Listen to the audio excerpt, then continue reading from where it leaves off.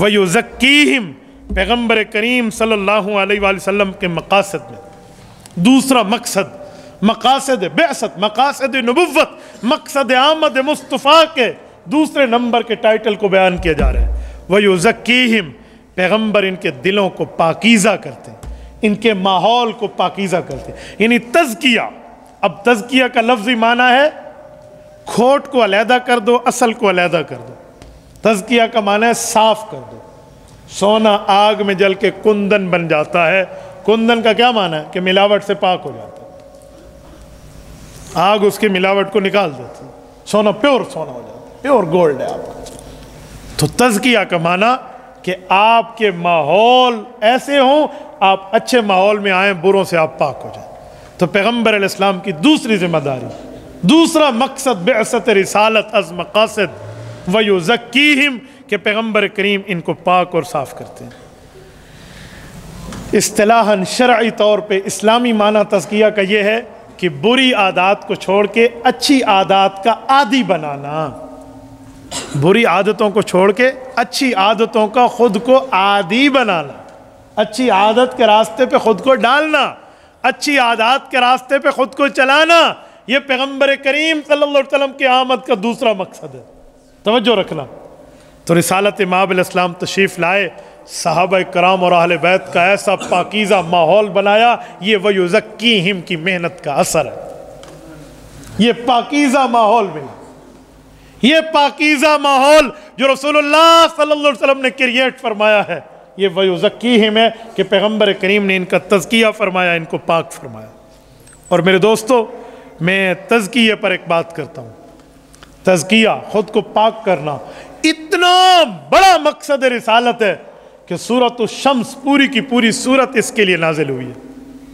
وَالشَّمْسِ وَضُحَاهَا وَالْقَمَرِ إِذَا تَلَاهَا وَالنَّهَارِ إِذَا جَلَّاهَا، پوری سورت 11 قسمیں، 11 اللہ پاک نے اس بات پہ اٹھائی ہے کہ جو آدمی تزکیہ اختیار کرے، پاکیزگی اختیار کرے، وہ نجات پا گیا۔ 11 قسموں سے اس بات کو مدلل مبرہن کیا اللہ کریم نے سورۃ شمس میں کہ تزکیہ کرنا، اپنے آپ کو پاک کرنا، گناہوں سے دور کرنا، خطاؤں سے دور کرنا، غلطیوں سے دور کرنا، ظلم سے خود کو ہٹانا، بدعت سے ہٹانا، شرک سے ہٹانا، نافرمانی سے ہٹانا، دوسرے پر ظلم جو بھی برائیاں ان سے ہٹا کر اچھائیوں کی طرف لانا، یہ تزکیہ ہے۔ تو جو بندہ یہ کرے گا وہ کامیاب ہے۔ اس پر اللہ نے 11 قسمیں کھائی ہیں۔ حکیم الامت حضرت تھانوی رحمہ اللہ کی بیان القرآن اٹھا کے اس آیت کو دیکھ لیں۔ حضرت تھانوی اس آیت کی تشریح میں 7 قسمیں پھر 11 قسموں کا ذکر فرماتے ہیں۔ آپ اس سے اندازہ لگائیں کہ تزکیہ کتنی بڑی نعمت ہے۔ اور یہ تزکیہ کب ملے گا، تزکیہ کیسے ملے گا؟ یہ 2 چیزوں سے ملے گا، کثرت ذکر اللہ اور صحبت اہل اللہ۔ ذکر کی کثرت ہونی چاہیے، اللہ ہر بات میں یاد ہو بندے کو، اور دینداروں کے ساتھ اٹھک بیٹھک ہونی چاہیے، نیکوکاروں کے ساتھ اٹھک بیٹھک ہونی چاہیے، صحبت اولیاء اللہ بندے کو ملے۔ آپ کے مجھے سچا ولی نہیں ملتا، سچے ولی ہم کہاں سے لائیں؟ یہ بھی دنیا میں ایک عجیب بات چل پڑی ہے، بھئی آج کل لبھن ڈالی گولن ڈالی، سچے ولی نہیں لبدے صاحب۔ آپ کو سچا دودھ مل جاتا ہے، آپ کو سچا گھی مل جاتا ہے، یہ سچا گھی ہوئے صاحب، دیسی گھی آپ کو اچھے سے اچھا مل جاتا ہے، پیور کپڑا آپ کو مل جاتا ہے، اور آپ اتنے سادے ہو گئے ہیں کہ آپ کو سچے ولی کی پہچان ہی ختم ہو گئی ہے۔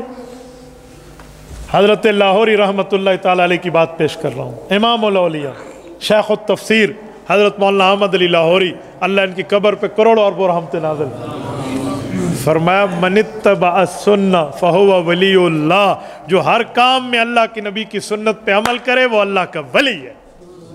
بس آپ کہیں گے بڑا ترم خان ہونا چاہیے، بڑے جبے پہنے ہوئے ہونے چاہیے، 6 مرید اس کے پیچھے چلیں اور اس کے شملے کو لے کر چلیں، بے حضرت کتنی لمبی پگڑی شریف ہے، فلاں ہے فلاں۔ بھائی کسی آدمی کا ہر مسئلے میں سنت کا اتباع اس کو ولایت کے درجے پہ فائز کر جاتا ہے، بس وہ ولی ہے۔ باقی اگر کسی ایسے بندے سے جو سنت کا متبع ہے کچھ اوپر نیچے ہو بھی جاتا ہے تو وہ صرف نظر بھی کر لیا کرے۔ اپنی غلطیوں کا انسان وکیل اور دوسرے کی غلطیوں کا جج بن جاتا ہے، یوں نہیں ہونا چاہیے، یوں نہیں ہے۔ اپنی غلطیوں کا بندہ وکیل نہ بنے، دوسرے کی غلطی کو بھی کوئی نہ کوئی ترتیب پہ کر لے، دوسرے کی ایک چھوٹی سی بات کو پکڑ کے اٹھا دیتے ہیں۔ امیر شریعت سید عطا اللہ شاہ بخاری رحمۃ اللہ علیہ کی قبر پہ اللہ کروڑوں اربوں رحمت نازل فرمائے۔ ان کے پاس منڈی بہاوت دین کا ایک قافلہ آیا، انہوں نے آ کر کہا شاہ جی ہمیں امام چاہیے، مسجد کے امام ہو، خطیب ہو، جمعہ پڑھائے، امامت پڑھائے، نماز ہو، ہمارے بچوں کو پڑھائے فلاں۔ تو حضرت عطا اللہ شاہ بخاری رحمہ اللہ نے ازرو تفنن، شاہ جی تھے نا، حسنی حسینی سید ہیں، تو انہیں کہا اچھا کیسا ہونا چاہیے امام تمہارا، مسجد کا امام ہو تو کیسا ہو؟ اللہ اکبر، شاہ جی کا یہ پوچھنا تو انہیں لسٹ لگا دی، عقل مند ہو، ذہین ہو، پڑھا لکھا ہو، بہترین ہو، محجبین ہو، سفید ہو، بگا بھورا ہو، موٹا تازہ ہو، تگڑا ہو، فلاں، اتنی لائن قرآن اچھا پڑھے، حدیث یوں یاد ہو، قرآن پکا ٹکا غلطی نہ آئے، اٹک نہ آئے، اور جاتے جاتے کا بس وہ کسی چیز کا لالچ نہ کرے، کبھی جتنی دے دیے بس ٹھیک ہے، اور تنخواہ کا مطالبہ نہیں، ساری لین دین پوری کر۔ حضرت شاہ جی رحمہ اللہ نے یوں ٹیک لگا اور کہا اف، انہوں نے کہا حضرت کیا ہوا؟ شاہ جی نے پھر اپنے انداز پہ شاہانہ جواب دیا۔ حضرت عطا اللہ شاہ بخاری رحمہ اللہ فرمانے لگے کہ میری ساری محنت اس بات پر ہے کہ حضور پاک کے بعد نایا نبی پیدا نہیں ہوگا، میں تو ختم نبوت کا پھریلا لہراتا پھر رہا ہوں پوری دنیا میں، اور تم مجھ سے مولوی مانگنے آئے ہو یا نبی مانگنے آئے ہو؟ انہوں نے کہا حضرت کیا مطلب؟ کہا یہ ساری صفات نبی کی ہیں، ان اجری الا علی رب العالمین، یہ امام مسجد کی نہیں ہے، مولوی صاحب کی نہیں ہے۔ یار مولوی صاحب کے بچے ہوں گے تو تمہیں تنخواہ بڑھانے کا مطالبہ کرے، کیوں نہ کرے؟ یار اس کی ضروریات ہے، وہ اگر کچھ مانگنا چاہ رہا ہے۔ اچھا وہ کبھی اٹک بھی جائے گا قرآن کریم میں؟ اچھا مولوی کالا بھی ہو سکتا ہے، سفید بھی ہو سکتا ہے، مولوی موٹا تازہ بھی ہو سکتا ہے، کمزور بھی ہو سکتا ہے، اور مولوی سے کبھی غلطی بھی ہو سکتی ہے، کوئی نبی تھوڑی ہے کہ اس سے غلطی نہ ہو، غلطی خطا بھی ہوگی، تو تم اپنے لیے معافی کی ساری درخواستیں جمع کر کے رکھتے ہو، مولوی صاحب گنجائش نہیں دیتے، تم مجھ سے نبی لینے آئے ہو، بابا میں نبی نہیں دے سکتا، میں مولوی دے سکتا ہوں۔ اس وفد اور ڈیلیگیشن کو سمجھ آیا کہ عطا اللہ شاہ بخاری رحمہ اللہ کس نہج پر بات کر رہے ہیں۔ عجیب مسئلہ ہے۔ میں ایک بات کر رہا ہوں، میں تو پنجاب، سرحد، بلوچستان، سندھ میں گھومتا ہوں، یہ میں کل کوہاٹ سے چلا ہوں، آج آپ کے سامنے بات کر رہا ہوں، اور کل انشاءاللہ تعالی اس ٹائم میں شکارپور سندھ میں گفتگو کر رہا ہوں، اللہ کے فضل سے میرا مسلسل ایسے سفر۔ یہ آج کی تاریخ ان حضرات ہمارے بزرگوں کے علم میں ہے، تقریباً ہم نے 3 ماہ پہلے طے کی ہے، حضرت حافظ صاحب تشریف فرما ہے، یعنی اس طرح کی مصروفیت ہے۔ میں گھومتا ہوں، میرا تجربہ ہے، اب میں آپ کو تجربہ پیش کروں۔ تجربہ یہ ہے کہ یقین مانے امام مسجد کے ساتھ بڑا ظلم ہوتا ہے، اور ہمارا معاشرہ کرتا ہے۔ ناراض نہ ہونا، یا یہ نہ سمجھنا مجھے کسی امام نے کہا ہے، اللہ جانتا ہے، میرے سامنے قرآن کریم ہے، میں اللہ کے لیے بات کر رہا ہوں، بڑا ظلم ہوتا ہے۔ ایک امام مسجد کے انٹرویو مسجد کی کمیٹی لے رہی تھی، اور اسے پوچھتے قیامت کی نشانی کیا ہے؟ انہوں نے کہا سب سے بڑی نشانی یہ ہے کہ جاہل ایک عالم کا انٹرویو لے رہے ہیں۔ انہوں نے کہا سب سے بڑی نشانی تو یہی ہے۔ یہ ابھی کرونا کرائسس آیا، 2 سال پہلے کی بات کر رہا ہوں، ایک ہمارے تعلق جاننے والے ہیں، وہ امام مسجد ہے، میں اب نام نہیں لیتا، وہ امام مسجد ہے، غریب بندے، میں بھی انہیں جانتا ہوں۔ ان کے پاس مسجد کے ساتھی پہنچے اور انہیں آ کر کہا کہ کچھ غریبوں کے گھر بتا دو، ہم امداد کرنا چاہتے ہیں۔ وہ سفید پوش اپنا نام نہ لے سکا، اور جب مجھے پتہ چلا پھر میں نے انہیں اچھی بھلی جھاڑ پلائی۔ میں نے کہا تمہیں شرم نہیں آتی؟ تم کسی غریب کے پاس جا کر کہو گے کسی اور غریب کا نام بتائیے، اس کی غربت کا مذاق نہیں ہے؟ لا یسألون الناس الحافا، قرآن کہتا ہے سفید پوش وہ لوگ ہوتے ہیں جو تمہیں چمٹ نہیں جاتے کہ ہمیں دو ہمیں دو، تمہیں خود ان کی ضروریات کو پورا کرنا چاہیے۔ اماں جان عائشہ رضی اللہ عنہ جب زکوٰۃ بھیجتی تھی، ایک بزرگ کے پاس اماں عائشہ نے زکوٰۃ کی رقم بھیجی، اور اپنے بھانجے جن کو بیٹا بنایا ہوا تھا حضرت عبداللہ بن عمر رضی اللہ عنہما کو فرمایا بھانجے 2 کام کرنا، ایک تو ان کو دعا کی درخواست نہ کرنا، جب زکوٰۃ دینا یہ نہ کہنا دعا کرو، نمبر 2 ان کے ساتھ یہ رقم رکھ کے واپس آ جانا، ہاتھ میں نہ دینا۔ وہ ایسے ہی کیا، واپس آئے تو بھانجے کے دل میں سوالات ابل رہے تھے۔ امی ایک بات کہا جی، کہ اس وقت تو آپ نے جو کہا میں نے عمل کر لیا، لیکن یہ کیوں کہا میں دعا کی بات نہ کروں اس بزرگ کو؟ یار یہ کیوں کہا اسے یوں نہ بتاؤں زکوٰۃ فلاں فلاں؟ اماں عائشہ رضی اللہ عنہ فرمایا میرے بھانجے یہ میرے اور میرے اللہ کا ایک راز ہے، لیکن تجھے اسی لیے سمجھا رہی ہوں تاکہ امت کو تعلیم ہو جائے۔ کہ بیٹا اگر آپ اسے یوں کہتے نا زکوٰۃ کی رقم لے لو، اس کے دل میں یہ بات آتی کہ ایک تو میں غریب ہوں اور دوسرا میری غربت کے مذاق اڑایا جا رہا.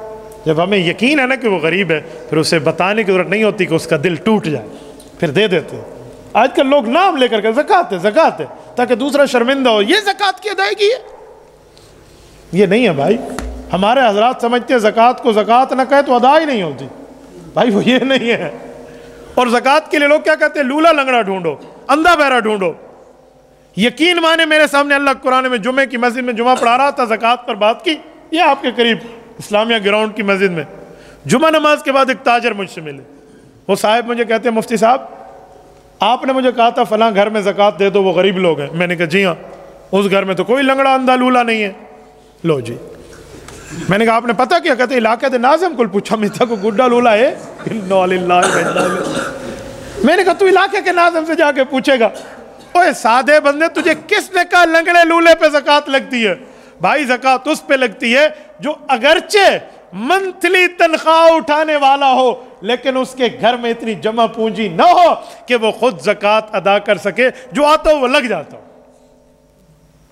موجودہ دور میں 52.5 تولہ چاندی کی قیمت میرے خیال میں 80,000 کے لگ بھگ پہنچ چکی ہے.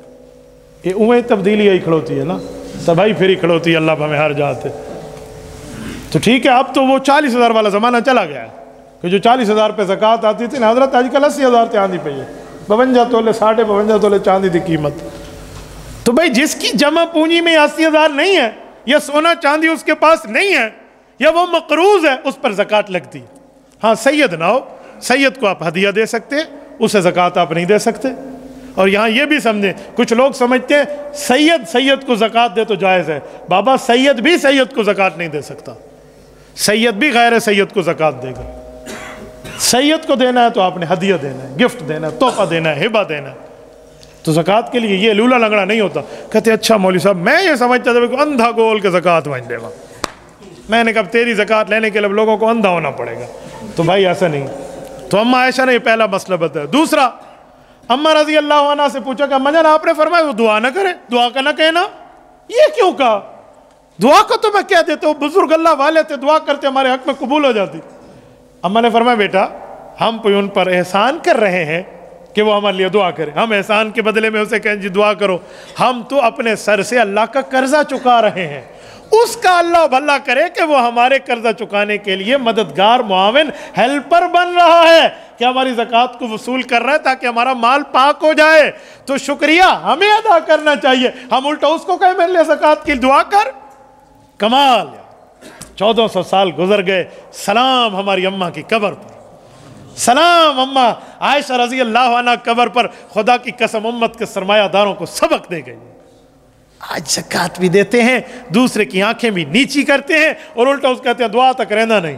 وہ جی میں تیرے ابے جی دے سرونٹ ہو گئے، دعا تو تجھے کرنی چاہیے. تو یہ کچھ باتیں ایسی ہیں. میں بات کر رہا تھا نا کہ معاشرے میں امام مسجد کی حال یہ حال ہوتا ہے. بھائی یہ امام مسجد اللہ کی قسم مظلوم لوگ ہیں اس دھرتی پر. ایسے 2 منٹ امام بیچارہ کبھی لیٹ ہو جائے. اگر آپ مجھے اجازت دینا میں یہ بند کر کے ایک جملہ کہتا ہوں تو میں وہ جملہ کہہ دوں. لوگ ایسے چڑھ دوڑتے ہیں امام پر، ایسے چڑھائی کرتے ہیں اور ایسا غصہ کرتے ہیں جیسے امام نہ ہو ان کی بیوی ہو. یہ میں احسانے کے نہیں کہہ رہا، وہ امام نہیں نہ دی مشترکہ زنانی ہے. بھائی یوں اس کو کہہ تو 2 منٹ لیٹ تھی گیا. بھائی وہ امام ہے، خدا کے لیے آپ میں اتنی ہمت نہیں ہے کہ 2 رکعت نماز پڑھانے کے تم قابل ہو جاؤ. اور امام بیچارہ 2 منٹ لیٹ ہو گئے تو یہ کر دیں جی وہ کر دیں. اور میں ایک بات کہتا ہوں اور بڑے دلیل کی بنیاد پہ کہتا ہوں، یاد رکھو امام کو بعد میں آنا چاہیے تو ٹھیک ہے، مقتدی پہلے آئے. آپ دلیل مانگنا چاہیں تو معراج کی رات کے واقعات کو اٹھا لیں. سرور کائنات صلی اللہ علیہ وسلم امام الانبیاء ہیں یا نہیں ہیں؟ حضور پاک بعد میں گئے ہیں، مقتدی انبیاء پہلے جمع تھے. تو امام بعد میں آئے تو یہ جرم نہیں ہے، یہ طریقہ نبوی ہے. صحابہ کہتے ہیں خرج علینا رسول اللہ، جب رسول اللہ میں نماز پڑھانے آتے تو ہم سب بیٹھے ہوتے. اذا قام فینا رسول اللہ یوں ہمیں بیان فرماتے. تو بھائی مقتدیوں کو پہلے جمع ہونا چاہیے. یا پھر بات وہ کرے جو خود تو نماز پڑھانے کے لیے دور رکھاتا امام دے پیچھے پڑھاتا کھڑوے. تو بھائی اسی لیے ائمہ کرام پہ تھوڑی سی نرمی، کوئی تھوڑے سے معاملہ یہ میں اماموں پہ کہہ رہا ہوں، میں آپ کی مسجد کا امام نہیں ہوں اور نہ کسی مسجد کا امام ہوں، آپ میرے لیے اپنی بات نہ سمجھنا، میں نے ایک مسئلے کے طور پہ بیان کیا۔ تو وَيُزَكِّيهِمْ، دوسرا کام کیا ہے کہ دلوں کو پاک کرنے کے معاملات ہیں، اور یہ یہاں تک ہے کہ ذکر اللہ کی کثرت ہوگی اور اہل اللہ کی صحبت ہوگی، دینداروں کے ساتھ اٹھنا بیٹھنا ہوگا، تو دینداروں کے ساتھ اٹھنے بیٹھنے کے معاملات سب کچھ ٹھیک ہو جائے گا۔ مجھے واٹس ایپ پہ ایک دوست نے 5 منٹ کی ویڈیو کلپ بھیجا، میں نے اسے عادت نہیں ہے کسی کی ویڈیو آئے تو خواہ سے ڈاؤن لوڈ کر کے سنے، میں کبھی اپنی ٹائم ضائع نہیں کرتا، ہاں کوئی ساتھی کہہ دے کوئی اہم چیز ہے تو سن لیں۔ 1500 واٹس ایپ ڈیلی بیسس پہ ہوتے ہیں، انہوں نے کہا جو استاد جی یہ ویڈیو میں نے بھیجی ہے اس کو ذرا 5 منٹ نکال کے سنیں۔ میں نے کہا اہل حق کی اہل باطل کی؟ کہتے ہیں اہل حق کی ہے، ورنہ اہل باطل کی سننے پہ تو کانوں کی نحوست ہوتی ہے۔ وہ کہتے ہیں حضرت سنیں، جب میں نے سنا نا یقین مانے مجھے بھی ایک سبق ملا۔ ایک کسائی بیٹھا ہے اور وہ گوشت کاٹ کے بیچ رہا ہے، ایک کہتے ہیں جی قیمہ بنا دیں، آدھا گھنٹہ بیٹھ جاؤ، ہاں جی فلاں چوڑی کا گوشت دیں، دستی کا دیں، 20 منٹ بیٹھ جاؤ، رش لگا ہوا ہے۔ اتنے میں امام مسجد آتے ہیں اور آ کر کہتے ہیں جی گوشت چاہیے، تو کہتے ہیں 1 منٹ امام صاحب ذرا بیٹھیے، فوراً گوشت لین دین کر کے اسے دے دیتے۔ آپ نے دیکھی ہے نا، اس طرح کئی ویڈیوز ہیں دنیا میں ہیں، اسے دے دیتے اور وہ لے کر امام صاحب چلے جاتے، اور کوئی قسم کا کوئی اس سے پیسے وغیرہ بھی چارجنے کے نہیں، امام صاحب جزاک اللہ کوئی بات نہیں، آج ویسے لے جائیں، میری طرف سے بچوں کو ہدیہ۔ جب وہ گئے نا تو اچھا جاتے ہوئے امام صاحب کہا کہ حضرت آج پیدل آئے ہیں؟ انہوں نے کہا جی ہاں وہ سائیکل پنچر ہو گئی تھی۔ کہا اچھا ٹھیک ہے۔ اس نے اس کے جانے کے بعد شاگرد کو کہا وہ سائیکل والے کو جا کے کہہ دے وہ امام صاحب کا سائیکل ہے۔ تو ان لوگوں نے کہا جن کو اس نے ویٹنگ لسٹ میں بٹھایا ہوا تھا کہ یہ کیا بات ہے، ہمیں آدھا گھنٹہ، دوسرے کو پونا گھنٹہ، تیسرے کو 25 منٹ، امام صاحب ہے تو فوراً آپ نے کر دیا وجہ۔ انہوں نے کہا سن ہے یہ میری اور میری اللہ کی عبادت کے درمیان میں واسطہ ہے، اس کا وضو نہ ہوا ہم میں سے کسی کی غسل بھی کر کے آئے تو نمازیں قبول نہیں ہوں گی، یہ اپنے آپ کو ٹھیک رکھتے ہیں ہماری وجہ سے۔ تو بھائی یہ اللہ اور ہمارے درمیان عبادت کو قبول کرانے کا ذریعہ ہے، ہم نے طے کیا ہے، کریانہ والے سے یہاں کسائی نے، وہ پنچر والے، ہم سب نے طے کیا ہوا ہے کہ ہم اپنے اپنے طریقے سے امام مسجد کی ہیلپ کرتے رہیں گے۔ تو اس نے کہا کتنی ہیلپ کر لیتے ہو؟ کہا تم جیسے جو لائن میں لگے ہوئے ہو نا، تمہاری جیبوں سے اللہ نکال کے ہمیں رزق دیتا ہے کہ ہم اللہ والے کی قدر کرتے ہیں۔ تو بھائی اللہ والے کی صحبت، اللہ والے کے ساتھ بیٹھنا، اللہ والے کے ساتھ اٹھنا، یہ بہت بڑی چیز ہے، بہت بڑی چیز ہے۔ اللہ کی قسم اتنی بڑی چیز ہے، اتنی بڑی چیز ہے، اس جتنی بڑی چیز خدا کی قسم اس دھرتی پہ اور کوئی نہیں ہے۔ جیسے اللہ کی صحبت، اللہ اللہ کہنے کا مزہ، اللہ اللہ کہنے کا لطف، اللہ اللہ کہنے کے معاملات مل جائیں۔ میں بھائی ثاقب کو دیکھتے ہوئے ایک بات آپ کی خدمت میں کرتا ہوں، تشریف فرما ہے، اللہ ان کی عمر میں برکت عطا فرمائے۔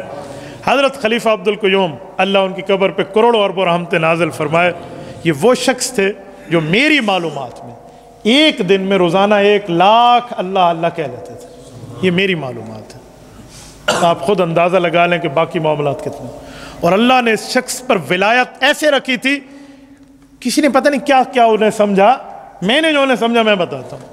میرے استاذ محترم کراچی میں حضرت مفتی محمد طارق دامت برکاتہم تھانہ بھون کی ٹوپی لائے، حضرت تھانوی رحمۃ اللہ علیہ کی خانقاہ والی، ان نے مجھے ہدیہ دی، وہ میں نے سر پہ رکھی ہوئی تھی۔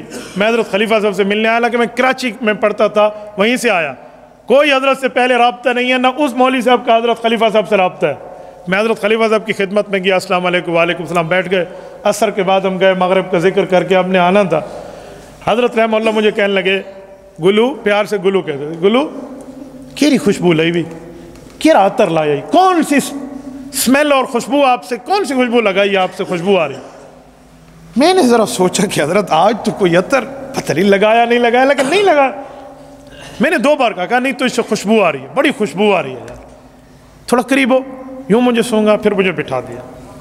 کچھ ٹائم یوں دیکھتے دیکھتے تھوڑا سا وقت گزرا، مجھے کہا قریب آ جا، قریب آیا، میری ٹوپی کو سونگا اور یوں کھینچا میرے سر سے، کہا اصل شاید تو لکائی بیٹھے، آپ اندازہ لیں، اصل چیز تو تم نے چھپائی ہوئی ہے، اس سے خوشبو آ رہی ہے، کس بندے کی ہے، کہاں سے لی ہے؟